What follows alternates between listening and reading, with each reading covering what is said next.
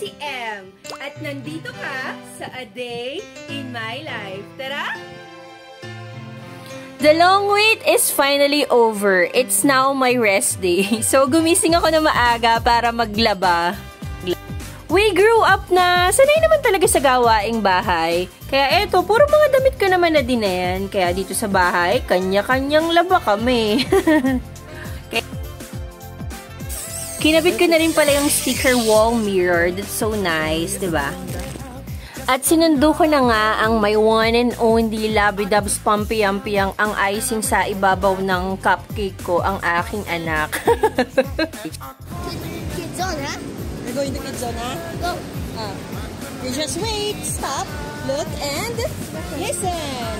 Okay, then we go. Walk slowly. No, And walk slowly. Yeah. Hold always, mommy. Very fast. Okay. Pag nga pala umalis kami ng bahay, sinasabi ko na yung mga gagawin namin. Para naka-program na yun sa utak niya at hindi na siya magkulit. Na I'll meet my friends, and marami kang mga kalaro doon. We'll go to SM, and after that, we're going to eat and anything. Ganarn. Nilista ko na to sa wishlist ko. At early 2024 pa yung plano. And finally, ngayon lang natuloy. Kaya sobrang saya ko nakasama ko yung mga kaibigan ko at yung mga anak nila. And we're all beautiful, cutie mothers. Charis. Kung may proud ako na namana ng anak ko sa akin, yun siguro yung pagiging touchy and malambing niya in all aspects of his life. Oh my God, Lord. Sana talaga hindi magbago kahit lumaki na. Wow! Very nice! Lagi naman na yan nagkikidzona, pero ganun pa rin yung saya niya.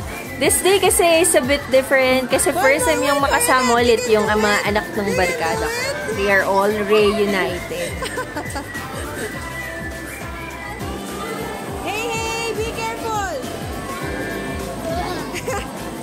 At this point, hinahanap ko nga kung nasan sila. At ayun na nga. Ay, talaga na. Magkakaiba din kasi ng trip tong mga batang to. Kaya syempre, focus kami sa aming mga anak.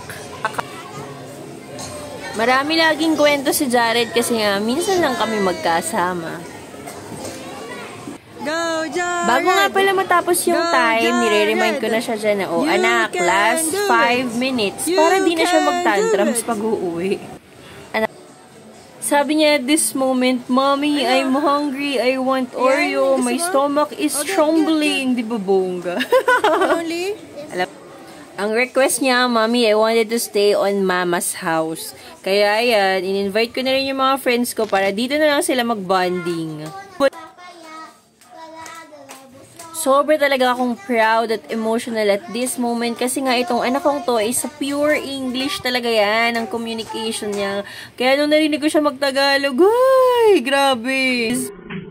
Sinama rin pala ni Papa yan para sunduin si Mama sa butika. Look at that. Tapos, yun na nga, nag-uwian na kami, nagluto na ako ng dinner, at yan ang niluto ko, diba? Sobrang OA ko dyan. Hey, Java rice and baby back spare ribs. Yan lang, tapos na.